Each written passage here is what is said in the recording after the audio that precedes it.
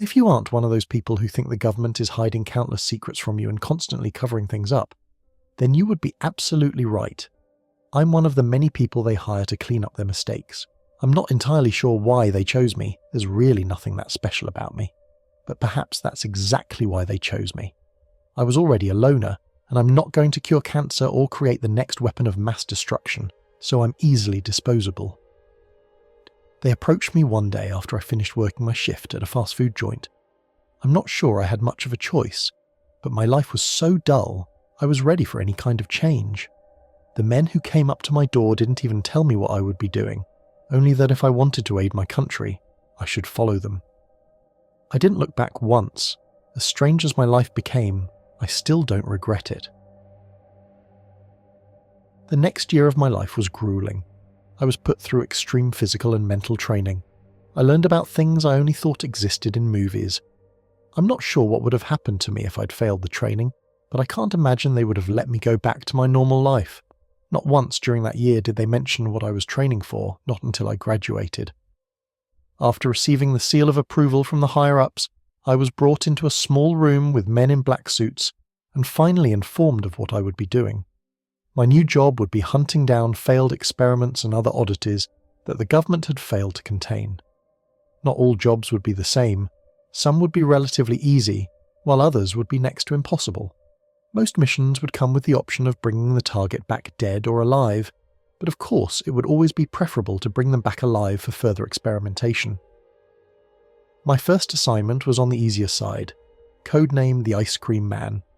The Ice Cream Man, like most failed experiments, was at one point a human. He resembled your typical ice cream truck driver, but he was essentially a robot only concerned with doing his job. So what's so special about the Ice Cream Man? Well, I was never told the why of the creatures I hunt. I always put together my own ideas. The Ice Cream Man's truck is really the special part. The music that comes from the horns works almost like a human magnet. It entrances anyone within hearing distance to approach the truck. Once you approach the truck, you will buy the ice cream. I've heard the ice cream tastes delicious, but of course you'll never know for sure because the ice cream causes anyone who eats it to enter a fugue state for the next 12 hours. After consuming the ice cream, you will carry on with your day as you normally do, but you'll remember nothing the next day. I'm sure you can see why this would be a valuable asset to the government. Unfortunately, the scientists in charge of testing the Ice Cream Man underestimated him a bit, and before they knew it, they had woken up 12 hours later wondering where their test subject had gone. I'm sure I was given this simple assignment as a sort of test. I was given a pair of enhanced noise-blocking earplugs and sent on my way to the Ice Cream Man's last known location. He wasn't hard to find.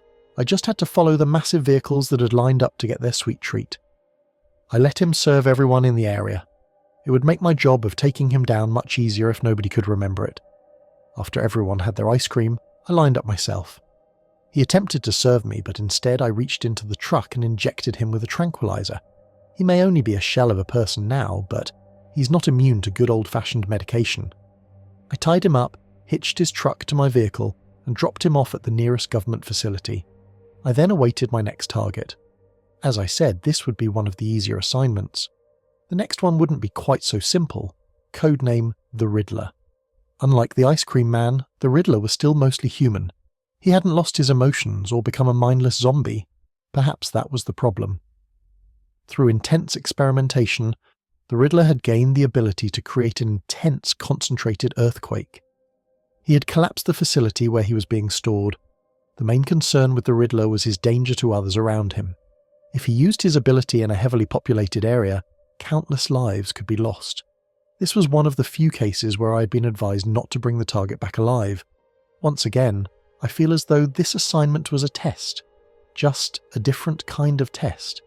The government wanted to see if I could kill for them without hesitation. It's possible that if I did it, there would be truly no escape for me. That was fine, though. I had no intentions of leaving. The Riddler was a bit more difficult to find, but mostly because he wasn't trying to attract attention. But if the government wants you, they will find you.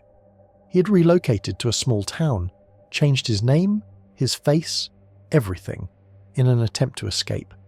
I almost felt bad for the guy. I doubt he had volunteered himself to be a guinea pig for the government, and now all he wanted was to live a normal life. Once I found the town he was staying in, I made sure to keep my distance. I didn't want him going nuclear on me. I confirmed he was indeed my target by collecting some DNA samples from his trash, and all that was left was to take him down. I didn't want to kill him, but I didn't have many options. The scientist who had created him was still unsure of the extent of his powers and his ability to control them. Had I brought him back alive, there's no telling if the government even had a facility capable of holding him. I did what I thought was best. After he returned home one night, I put a bullet between the Ripper's eyes. It wasn't a good feeling, but I continued to convince myself that it was necessary. I dropped his body off, and I was thanked for my services. It wouldn't get easier from here either. My next target, codenamed Ghoul, was truly a monster. I'm not sure what the government was trying to create in Ghoul, but I don't think they got what they wanted. Ghoul had enhanced strength and speed, but with one slight problem: he eats humans. Who knows? Maybe that's exactly what the government wanted. As you can imagine, Ghoul found a way to escape after a while. You'd think these government scientists would get better at containing these experiments, but that doesn't seem to be the case. This mission might not have been so bad, but I was given strict orders that Ghoul was to be brought back alive. All my lethal weapons were stripped and replaced with tranquilizers strong enough to bring down a rhino. I put in a request to have a partner for this assignment, but of course I was swiftly denied. Ghoul had taken up residence in a forest, which might not have been so bad if not for the fact that this forest was an extremely popular hiking trail. There had always been frequent disappearances in the forest, many of them chalked up to suicides, but since Ghoul had escaped, that number had amplified significantly. The government did me a solid and got the trail shut down for the weekend, so it would just be me and Ghoul. I wouldn't have to worry about anybody else getting in the way. I've always wanted to go on a hiking date too, but this wasn't quite what I had pictured. I set out into the forest looking for signs of his nest. I made sure not to shower all week in preparation. If he came to me, it would make my job of dragging him back to the vehicle a lot easier. I was sure he would get hungry eventually.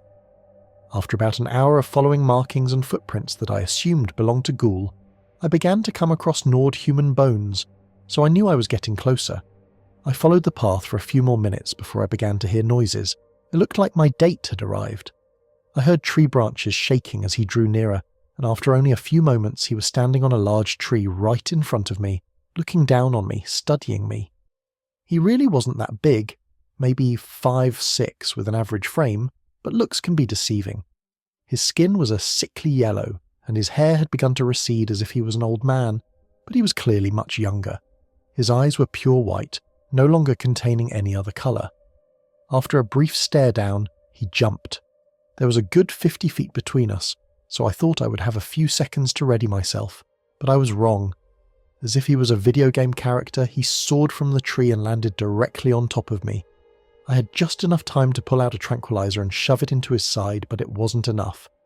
Despite its strength, he seemed relatively unaffected. He shrugged it off and proceeded to take a chunk of flesh out of my shoulder. I lay helpless as he continued to chew on my flesh. I knew it wouldn't be long before he went back for seconds. I struggled to pull out another tranquilizer, but I managed to get another one out right before he began to lunge for another bite. I jammed the second dart directly into his neck. I felt his teeth begin to lock down on my neck, but before he could bite down, he passed out. I let out the biggest sigh of relief in my life and pushed him off of me. Then I placed the special restraints I'd been given for him, making sure the muzzle I had for him was extra tight. I wasn't sure how long the tranquilizers would last, but hopefully long enough for me to deliver this monster. Despite missing a chunk out of my shoulder, I had escaped alive, and this was only one monster that science had created. I can only imagine what my future would have in store for me. After delivering Ghoul, I informed the higher-ups that I would need at least a month off. Knowing what they had put me through, they obliged. If anything, they were impressed that I had come back in mostly one piece. Those were just a few of my targets. I have many more tales to tell, but that will have to wait. I just received my next assignment, and I must begin preparations. If I survive, I will be sure to post more. So, I'll see you soon. Hopefully I'm back in one piece this time. Before I talk about more of my targets, I'm going to address a few concerns from my last post. A lot of you were concerned about the bite I suffered from Ghoul. As far as I know, I haven't contracted anything yet. I was told whatever they did to him shouldn't be contagious, but I made them run some tests regardless, all of which came up negative. They did give me some special pills, but I was told these were to help speed up the recovery of my shoulder. It wouldn't surprise me if they were hiding something from me. I just hope that if I do start craving human flesh, I would still have enough mental fortitude to pull the trigger one last time. Another thing I wanted to address is who I work for. I only ever refer to my boss as the government, and that is simply because I have no clue what branch this is. It's possible that this isn't the government at all, but I doubt that. It's far too ingrained not to be. It could be the CIA, but I'm not certain. The only questions I ask are the ones that will hopefully keep me alive longer. Now, let's talk about a few more of my assignments. After my month-long break and recovery from ghoul, I was given an easier assignment to ease my way back into things, codename Romeo. Romeo was made to be a charmer, and indeed he was the true Adonis in every sense of the word. He made the statue of David look ugly in comparison. From what I can tell, he was designed to charm women, foreign diplomats probably, but in truth, he charms anyone and everyone, which is how he was able to charm his way out of his holding cell. Romeo really isn't a danger to anyone though, except perhaps himself should he find himself at the hands of an angry spouse. But I'm sure he could get himself out of that one too. Finding Romeo was easy actually, but the hard part would be extracting him. He was always surrounded by a crowd, almost like a cult. If there were a high-class party, Romeo would be there, and he would never return to his room with fewer than 10 people following him. I would need a good plan to separate him from his entourage. I decided to attend one of his parties just to get a better scope of the situation. It was crucial that I find any openings he might have. What I didn't expect, though, was for Romeo to approach me. "Good evening, monsieur. I do not believe we have met before. I am Romeo, and you, monsieur?" Was that French? I think I almost threw up in my mouth. I guess I should have expected this. After all, it was quite the ego. It was good to see his charm wasn't working on me, though I'm not entirely sure why. Perhaps it had something to do with my disgust at just how perfect he is. "Oh, I'm James, and I'm kind of new here. Nice to meet you, Romeo," I managed to respond. James, what a fabulous name. But alone at a party. Unacceptable. Come with me. My friends and I are about to return to my estate, and I will show you the finer parts of the city. Was that a sexual reference? Regardless, this was going much better than I had expected. I was making direct contact with my target. If I went to his estate, perhaps I could just wait until everybody fell asleep and sneak away with Romeo before anybody else knew better. I don't know. We just met, and I wouldn't want to impose on you like that, I sighed, trying to play hard to get. No, I insist. Samantha, go with my friend James here and guide him to my home. I will be there shortly. There is someone I must see first, Romeo replied, while motioning to one of the women from his group. Samantha did indeed guide me to Romeo's estate. I already knew where he lived, of course, but I had to play dumb. Romeo's estate was a true mansion with aesthetics that would make someone think it was designed in the game, The Sims. I was escorted inside, and the rest of Romeo's entourage arrived shortly after. I was offered some scotch that had apparently been aged over 100 years. I'm not much of a drinker, but I accepted it nonetheless. Romeo arrived almost an hour later, fashionably late to his own party. Once he arrived, he immediately approached me. "James, follow me. There is something I must show you," he said to me. I didn't hesitate to follow him. This was my chance to be alone with him, and I could tranquilize him and be on my way before anybody else knew better. He led me to a room on the other side of the home. The room was something else, something I didn't expect. The walls were covered with pictures of men and women, each one a different persona. I think I even noticed a few of them from his group. "What is this?" I asked without even thinking. "These are all the people I have conquered, and you are the next. Please remove your clothing," Romeo said, as he turned his back on me and began removing his own clothing. I almost felt compelled to remove my clothes. His words held so much power, but I was able to hold it together. Instead, I approached him and stuck the trank into his neck. I made sure to duct tape his mouth. I had heard enough of his words for one night. Romeo was much bigger than me, so it was quite an effort dragging him out of his window and back to my vehicle. But I managed to do it before anybody got suspicious. I assumed his friends simply thought he was taking his time to conquer me. I dropped off Romeo, and I made sure to shower extra well that night. My experience with Romeo almost made me miss my date with Ghoul. My next assignment would be another fun one, codename Kong. So what happens when you splice human DNA with gorilla DNA? Well, apparently you get Kong. Personally, I would have preferred the name Caesar, in reference to Planet of the Apes. But I suppose he's not a gorilla, and I don't get to pick the names anyway. Kong is essentially a smaller version of Bigfoot, and before you ask if Bigfoot exists, I have to say that I don't know. I haven't been tasked with hunting him down. Hunting Kong would be a kill task. There was no guarantee that the tranks would work, and if they did, for how long? Not to mention he had killed 2 scientists when he escaped, so they weren't too worried about him coming back alive. They just wanted to dissect what was left of him. I was given specific parameters to avoid the head if at all possible. They mostly wanted to examine the brain, and that wouldn't be possible if I had splattered it all on the ground. Another problem I faced was my lack of experience with long-range weapons. It had been a part of my training, of course, and I had gone through the basics, but that was about it. I had been told that most of my missions would be up close and personal anyway. It wasn't that important, until now. It was starting to seem very important. Similar to Ghoul, Kong had taken up residence in a forested area, but since his diet didn't consist of human meat, he had chosen a much more secluded spot. I don't think Kong really wanted to hurt anyone. He could have lived his life out in those woods, never bothering anyone, but that's not what the government wanted. My superiors informed me that they had already done overhead sweeps of the area and were able to tell me exactly where the cave he was staying in was located. Of course, they had done the easy part, and I was left to do all the dirty work on the ground. I made my way to a vantage point overlooking the cave and set up the sniper rifle they had supplied me with. All I had to do now was wait.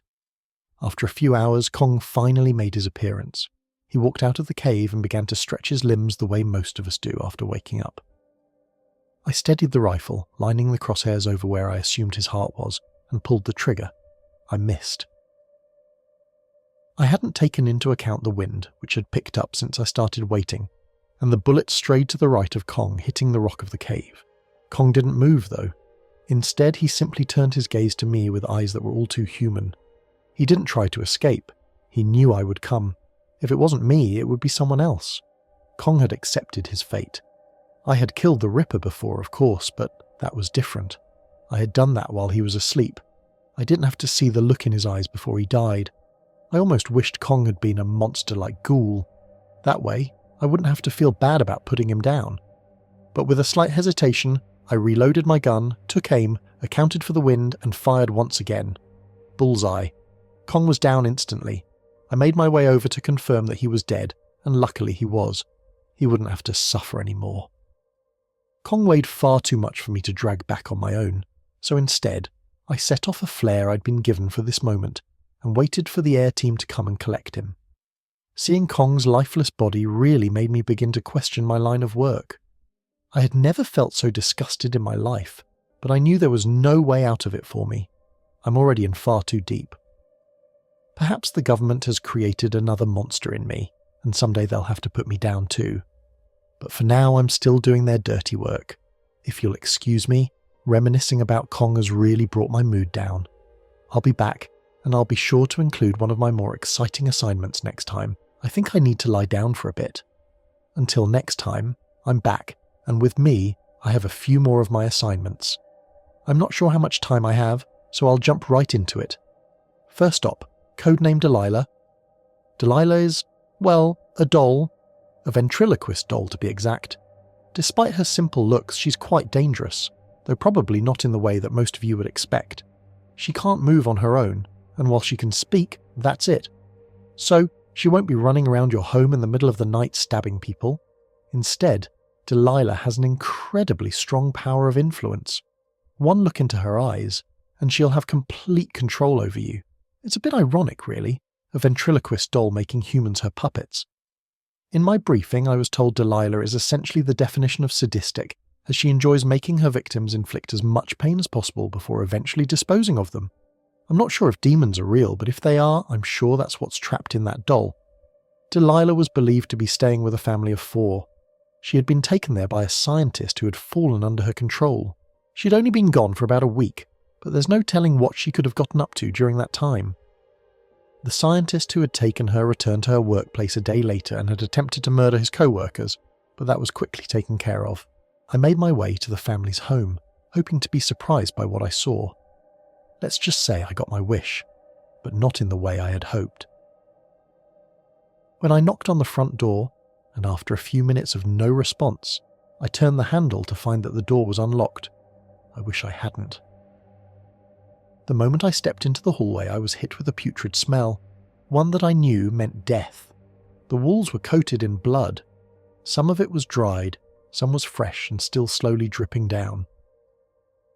I found the family together in the living room. The mother and the 2 children were sitting in a small triangle. They were already dead. Their stomachs had been cut open with their entrails hanging out, and they had been posed in a way to make it look as if they were eating their own organs. In the centre of that triangle was the father, hanging from the ceiling. He had scratches and cuts all across him, but that was nothing compared to what had happened to his family. Just before I was about to spill my lunch all over the floor, I heard a voice from the opposite corner of the room. Just in time.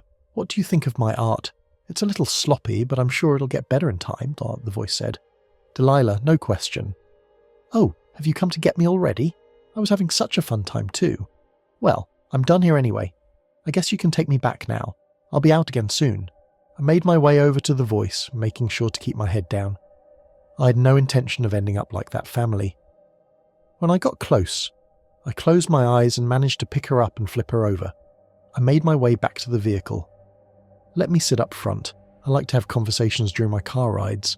Plus, you can't get much action from women in this line of work, so it'll be fun for both of us, Delilah said mockingly.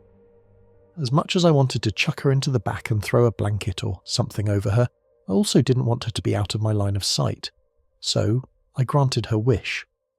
I carefully sat her up front, turning her head towards the window. I'd be lying if I said part of me wasn't curious about her. I wanted to know more about what makes a monster a monster. You know, you should just take me home with you.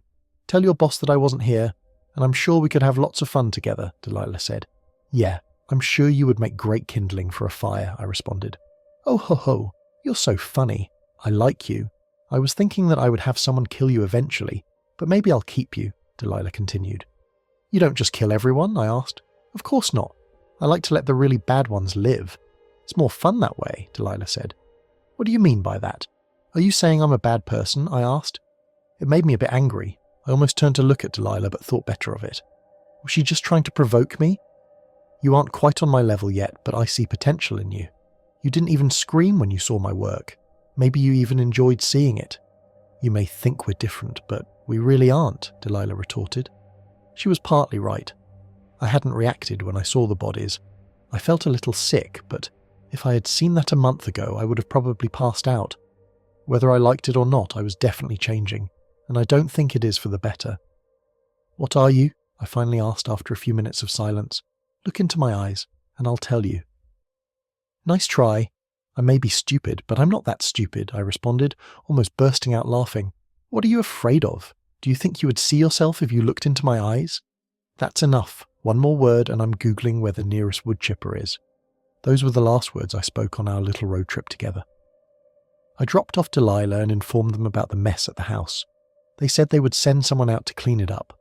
I was hoping that they would give me a break after what I had seen, but I wouldn't be so lucky. As soon as I turned in Delilah, they told me that they had a new assignment ready for me, codenamed Jack. What a name, I know. This was probably the oddest assignment I'd received yet. Jack, from what I could tell, was entirely human. I had no clue why I'd been tasked with finding a human. Perhaps he was a runaway scientist or somebody who just knew too much, but he certainly wasn't what I had gotten used to hunting. I was told that Jack was incredibly dangerous, and that I shouldn't take any risks in trying to capture him alive. In other words, they wanted him dead. This only made me more curious as to what secrets Jack must have held. Jack was constantly on the move, so it wasn't easy to find him, but my training paid off, and I was eventually able to track him down. I watched him for a while. He didn't seem dangerous to me. Suspicious and cautious, yes, but not dangerous. One night he stepped out of his hotel room to go get food, so I decided to let myself in. Jack and I needed to have a talk. Jack didn't seem too surprised when he returned to his room to find me sitting on the couch. He simply held out his arms. So, they did send someone for me after all. Go ahead and do what you have to do. I won't fight it, he said. Sit down, Jack. I just want to talk. Jack raised an eyebrow, curious. You know what they say about curiosity, right? I rolled my eyes and once again motioned for Jack to sit down. Who are you, Jack? And why did they send me after you? You don't know, do you? I'm you, or at least I used to be. They tell you where to go, who to kill, who to bring back alive, and we do it, no questions asked. I couldn't handle it anymore, though, and so here I am, and here you are, Jack explained. This took me aback for a second. I had known that he had to have some connection to my agency, but I never considered that he had been in the same position as me. So, there really was no way out other than death, that is. I watched him across the room, pulled out my gun, and killed Jack. I had the answers I came here for. Perhaps Delilah was right. We aren't so different after all. I returned with Jack's body, and I wasn't asked to give my usual debriefing. Instead, I was just given a simple nod and told to go home and wait for my next assignment. I wondered if this was another test. If it had been, I was pretty sure I passed with flying colours. I understand if you all think less of me for the choices I made, but if it wasn't me, it would be someone else. This was the life I had chosen, or perhaps a life that was chosen for me. Regardless, I can't back down now. I'm simply one discardable person in the whole scheme of things. Don't mistake my actions for blind loyalty, though. I know the people I work for aren't good people. I simply know my place in this world. When I stop being useful, I will end up like Jack. How does that saying go? Better the devil you know than the devil you don't. I am a cog in a giant machine, and once my cog stops working, I'll be discarded and replaced by another. Despite the fact that I risk death every day that I wake, I have never felt more alive. I no longer have nightmares of those I've killed. I've stopped caring about things like that. If I become too soft, then I will end up like Jack, and I have no intentions of letting that happen. After I disposed of Jack, I was given a week off. It had been a while since I had any time to myself. It was a bit strange. I never had many friends to begin with, and my work had distanced me from the few family members I had kept in touch with. This week off made me realise just how empty my life was. Was this what they wanted? Regardless, I was at work the minute my week was up, ready for my next assignment. I got one. A codename Mimic. As her name implies, the Mimic is a master of disguise. She has the ability to morph her face into the perfect replica of anyone she chooses, but she's unable to change her body. Now, I imagine she's still a work in progress, but can you imagine what the government could do if they could create perfect body replicas of anyone they wanted? Mimic had escaped with a few other experiments, but she was the top priority. It was believed that they all had split up, but I was still warned to be on the lookout in case any of them teamed up. Due to her ability, Mimic would be incredibly difficult to locate. Because of this, several hunters like me were given her as an assignment. If our information was correct, she had not made it out of the city we live in yet, but if she had, we may never find her. The only thing we could use to identify her was a distinct scar on her left shoulder. The government had set up roadblocks at all the city's exits, while us hunters searched within. The 3 other hunters and I were each given a quadrant to search. Mimic had no family, so she would either have to break into somewhere or find an abandoned location to stay. I spent several hours searching the streets of my quadrant, asking strangers if they had seen a suspicious-looking woman, as well as checking out old, decrepit homes that hadn't been lived in for years. I found nothing. That was until I was approached by a slender young man, probably in his early 20s. "Are you looking for someone?" the man asked. "Yeah, it's hard to explain. I'm looking for a girl, but I'm not entirely sure what she looks like," I replied. The young man chuckled before continuing. "But I may be able to help you. I saw a girl run into an old abandoned building around the corner. She was acting pretty weird, constantly looking over her shoulder. Maybe she's the one you're looking for." "Thanks, I have to go check right now," I said, as I pushed past the man, not giving his words a second thought. I quickly made my way to the building and let myself in. To my amazement, Mimic was actually there, but it wasn't quite what I had expected. Mimic was tied to a chair. I knew it was her because her scar was in clear view, and none of the other hunters had contacted me to tell me they had moved into my area, or that they had found Mimic. So, why was she tied up? That's when I remembered who told me I would find her here. The stranger. Before I could even turn around, I heard his voice. "It's a gift. She's quite important to them, isn't she?" It was the strange young man I had just met. But he wasn't behind me. He was in front of me, near Mimic. How had he gotten in front of me? I'd almost sprinted over here. "Who are you?" I asked. "That's not important right now. Aren't you going to thank me?" "Oh, wait, that's unimportant too. The real reason I'm here is to deliver a message to you," the man said. "A message? From who?" I was truly perplexed. As I said earlier, I made contact with almost no one. "Don't look so confused, friend. It's from your girlfriend. Have you already forgotten about her? Delilah would be so upset to hear that," the man mockingly replied. I immediately cut him off. "Delilah is not my girlfriend. Delilah is a demonic doll that I want nothing to do with unless it involves a large fire," I was almost shouting. The man laughed before responding, "She said you would say something like that. Regardless, I just want you to know that she's coming to pick you up soon. She really misses you. Now, if you'll excuse me." The man turned and began to walk away. "Where do you think you're going?" I said as I pulled my tranq gun and aimed it at him. He didn't respond, nor did he stop walking, so I fired. My aim was dead on, but the dart passed right through him as if he wasn't there. He continued walking up to the wall and proceeded to walk through it. What the hell just happened? A man appears out of nowhere, leads me to Mimic, tells me that Delilah is coming for me, and to top it off, there's something off about him. Seeing as how he knew Delilah, but also the fact that objects passed directly through his body. Was he under her control? I didn't know what was going on at all, but I still had a job to do, and my target was right in front of me. I let the other hunters know that I had found the target and that I was taking her back, and that's what I did. I brought Mimic back to my bosses. I was almost expecting some sort of praise, but I knew that would be unlikely despite her value. I was surprised once again when I made it back to the holding facility. The whole place was in complete lockdown. Well, whatever was able to be locked down after the building had been blown up. The facility was located outside of town in a secluded area for obvious reasons, so I knew that no innocent people had died. But I did see the corpses of many scientists and guards strewn around the facility. I know some of them had families, but these people weren't exactly angels. I managed to find one of my superiors who was able to briefly fill me in on the situation. While our forces had been thinned looking for Mimic, a group had attacked the facility. It's obvious they were looking for a particular experiment, but it's unclear exactly who they were after at this point. Around 20 or 50 experiments held in the facility had escaped. I tried asking which of the experiments had gotten out, but I was told that it was confidential.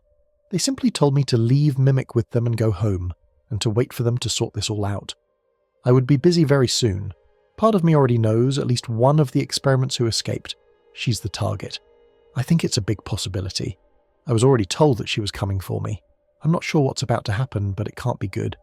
It had been a few days since the attack on the facility. I was temporarily sent home while the government sorted out the mess. With half of the building blown up, it wouldn't do much good to start hunting the experiments before we had a place to store them. We'd find them eventually anyways. I was able to sleep for about 4 hours before my phone rang. It was time to hunt down the escapees. Myself and 3 of the other hunters were called in to help look for Mimic.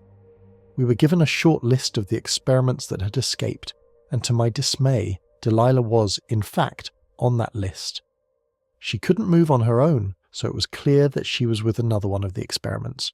Which one, though, I had no clue. I tried flipping through the pages to see if the man I'd seen with Mimic was on the list, but he wasn't. We were able to find about half of the 20 escapees within the first day. Some of the experiments just couldn't handle it, and with nobody to help them on the outside, they were pretty much sitting ducks. There were still 11 at large, though, Delilah, of course, among them. I kept hoping that every time we found a new lead, it would be the one carrying Delilah, but unfortunately that was not the case. After doing a quick sweep of the nearby city with no new results, we were all sent home to rest. The government would go through cameras and contact us if they found anything. They were also calling in reinforcements after the attack, trying to find out who orchestrated it. There was absolutely no way I was going home with a killer doll stalking me. Instead, I made sure that I wasn't being followed, parked my car on a random street and found a small motel. It was a crappy, run-down place, but that oddly made me feel safer. I slept with my lethal gun in hand and my tranq gun nearby. I knew that I wouldn't be able to sleep much, but it would only be worse for me if Delilah did come, and I was too exhausted to fight back. The night went by with no incidents. I was called early in the morning once again. It turns out 2 experiments had been spotted together. They had stolen a car and were running around trying to leave the city. The people back at the facility slowed them down as much as possible with stoplights. They wanted me and one of the other hunters to meet up and follow them. They could possibly lead us to more of the escaped. I was able to quickly meet up with one of the hunters from before. He was probably in his mid-30s, so he'd been doing this much longer than I had. Luckily, we were able to catch sight of the stolen vehicle just before it left town. Despite knowing they had been slowed down, it seemed too easy. The car began taking back roads and eventually pulled into an old cabin.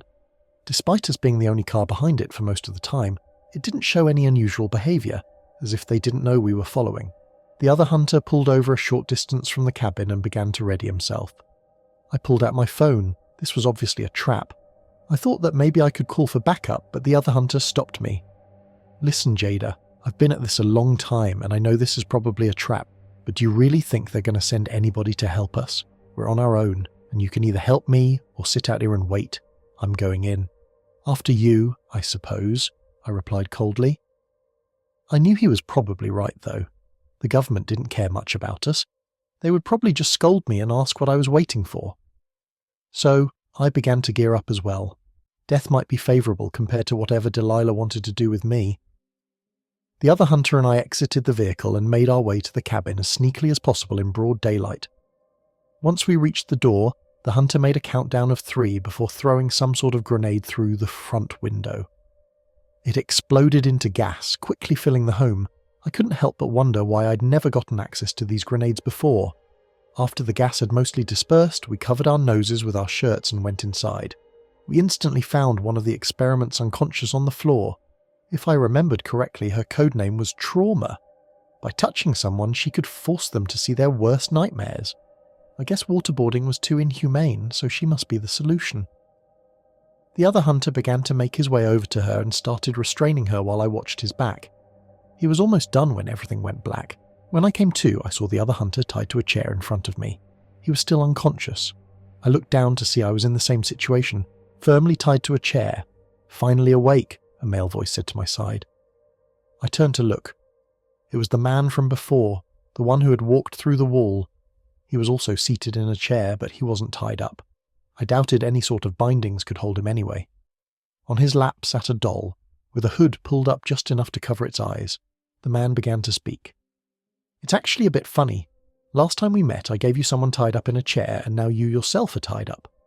What do you want?" I asked. Not in the mood for any games, not that I had much of a choice. "I told you Delilah here was coming to pick you up, but instead you came to see her yourself. How sweet of you," the man said. "Did you really miss me that much?" Delilah finally spoke up. "Can you just kill me already or do whatever you're going to do with me?" I responded. "I told you now that the bad ones live, and you have been quite bad recently. Killing that poor man, Jack. It was a bit faster, but I'm sure you still enjoyed it," Delilah said mockingly. "I just did what I was told. He knew what he signed up for," I replied. "Yes, he did. The rest of us are not so fortunate to have our lives turned into games by the government. The only difference between us is that you had a choice. The rest of the experiments and myself never had the luxury of knowing what they were getting into," Delilah said. "So what? You want to overthrow the government and expose them or something?" I asked. Delilah began to laugh. "Oh heavens, no. They are far too powerful for that, and there are too few of us to even think about challenging them. No, I simply don't care enough for something like that. I simply wanted you. What do you want from me? I may have done terrible things, but I'm still nothing like you," I replied. "Oh, maybe not yet, but you will be soon enough," Delilah said. After she spoke, 2 new people entered the room. They were both wearing lab coats. One held a syringe, and once he reached me, he plunged it into my arm, releasing the fluid. Once again, the world went black. When I came to, I found myself looking at 2 bodies. One was the other hunter, the other was mine. Both had bullet holes in their heads. Was I dead? If so, how am I still seeing this? I quickly looked down at myself, fearing the worst. I wasn't wrapped in a doll. I still appeared to be human. I touched my face and the rest of my body. I still felt solid. I was still capable of picking things up. But why was my body seemingly dead on the floor? "It's incredible, isn't it?" a voice said. "It looks exactly like you, even down to the fingerprints. One of the experiment's abilities, the other one is a replica doll. He's quite dead, done with your gun, by the way." This came from the ghost-like man from before. What did you do to me? I asked. I knew they had done something to me. The man simply shrugged. Nothing. It seems as if your body rejected the serum that we had planned for you. Rejected it? Well, at least that was one thing to be happy about, although I was still stuck in a room with one of my captors and a dead body, along with a replica of my own dead body. What now then? I asked, even though I wasn't sure I wanted a direct answer. Since it didn't work, Delilah has one last plan for you, the man said. As he spoke, the door opened once more. Delilah was brought back into the room by Trauma, this time with no hood. I was no longer tied up, but I knew there was still no way for me to escape yet. So, I stood still as Trauma approached me with Delilah in hand. Once Trauma stood directly in front of me, I crouched down and looked directly into Delilah's eyes. I wouldn't fight. What I saw in those eyes was pure evil. I saw countless wars, murders, suicides. It seemed to be endless tragedy. I didn't lose control of myself, though. Instead, I quickly reached for the lighter that had been hidden in my shoe ever since Delilah escaped. I flipped it almost instantly and ignited Delilah's dress. She went up in a blaze. There was no stopping the fire. Trauma and the strange man desperately tried to stop it, but it was as if Delilah had been soaked in gasoline. I took a second to smile before sprinting out of the door. I saw several people on my way out of the house, but none of them seemed concerned with me. They were all trying to get to the room with Delilah. I knew the whole cabin would be engulfed soon, so I just needed to get out. Once I made it outside, I quickly ran toward the hunter's car that had been parked. It was surprisingly still there. They hadn't moved it yet. He still had the keys, so I smashed the window in and hot-wired the car as quickly as possible. I sped off, and by the time I drove by, the fire in the cabin was massive. I almost hoped that all those inside would die, but they had all been under Delilah's power, and it's possible there were some good people among them. I let the thought die instead as I continued to move forward. I've been hiding out ever since that day, and I know writing this only puts me in more danger, but this story needed to be put out there. It's almost guaranteed that the government will read this and perhaps send someone after me. But I don't care anymore. I won't be a puppet to anyone.